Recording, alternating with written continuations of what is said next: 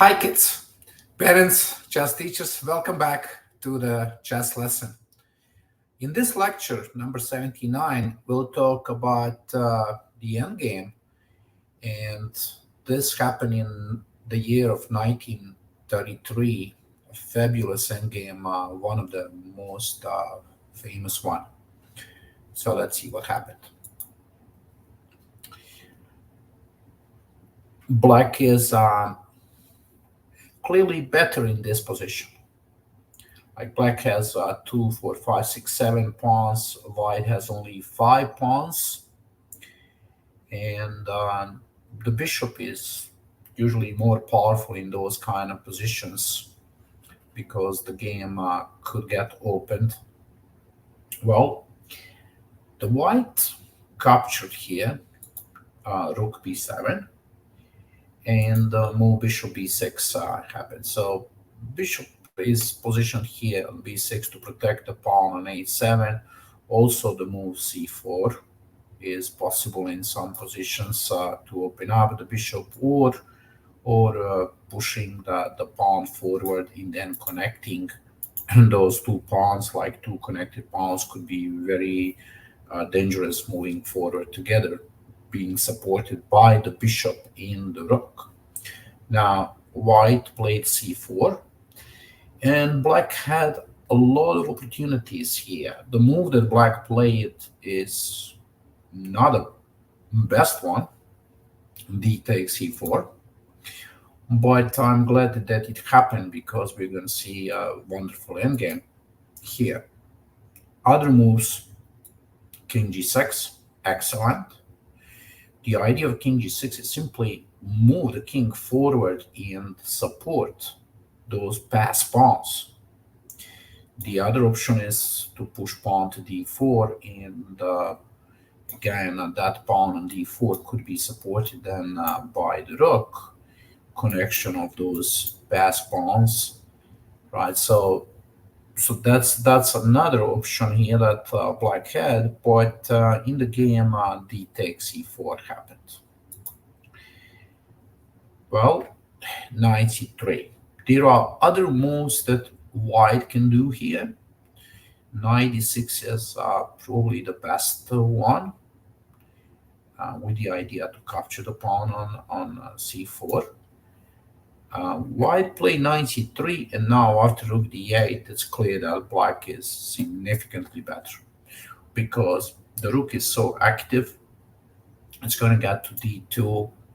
Rook on the second rank is fantastic, right? That strategy you need to know. And what happened right now is that after rook d2, white tried to play knight a4 and protect the pawn on b2, but this move actually created one of the most beautiful endgames in the history of the game of chess. Black captured rook b2. Now, of course, rook is threatening to take on a2, so knight b2 is played, and c3. Well, the pawn on c3, those pass pawns are so dangerous, right? And this endgame also shows that knight has some difficulties in stopping those pawns. Now, white played the move rook b6.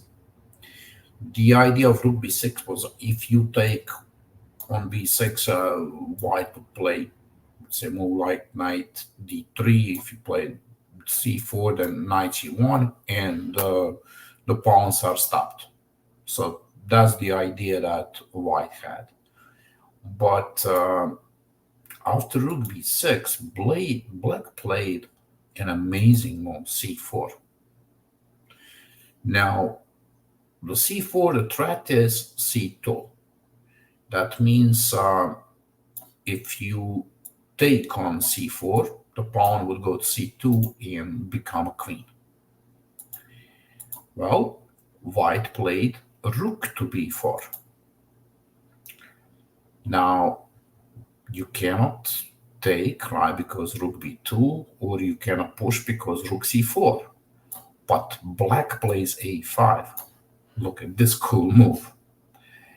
Now, if you take on c4, pawn takes on b2 and becomes a queen. Beautiful. If white plays something else in the game, white captured on c4, but then after c2, black gets the queen, and of course, a winning position. Let's see. That's how the game ended up. Is there anything that white can do in this position? Seems so there is no move. Right? After c4, there's no move that white can play. Let's see other lines here. Is it possible that, let's say, knight e3 can be played, but then c4 check, discover check. And if you take on b6, pawn takes on d3. Now, there are two connected pawns on the third rank, and they are stronger than the rook. They are winning against the rook. The rook, look, cannot stop that because you push pawn to d2, and if you play this move, then pawn to c2, and they are becoming a queen. So that's the idea here. That means after rook captures on b2, the game is lost for white. Rook b2, excellent move. Well, this is the endgame. It happened in 1933. The player who played this endgame with the black side is Jose Sanz Aguado. I hope you enjoyed this lesson, and I'll see you next time tomorrow. Bye-bye.